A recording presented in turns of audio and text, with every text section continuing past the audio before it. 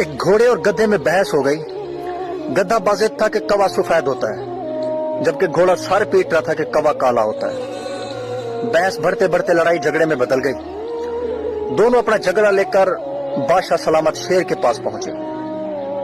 शेर ने दोनों की बात सुनी और फैसला किया कि घोड़े के सर में 10 जूते मारे जाएं और इसे जेल में डाल दिया जाए। घोड़ा ये सुनकर छटपटाया और रोते हुए बोला, पालीजा, ये तो जुल्म है।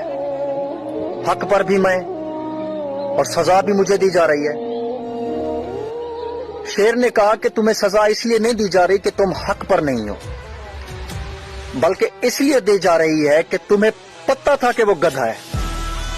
गैर सियासी पोस्ट, तुम्हें पता था कि वो गधा है, तुमने उसके साथ बहस क्यों की? इसलिए आप भी हक पर होते हुए कभी भी गधों से बहस मत कीजिए।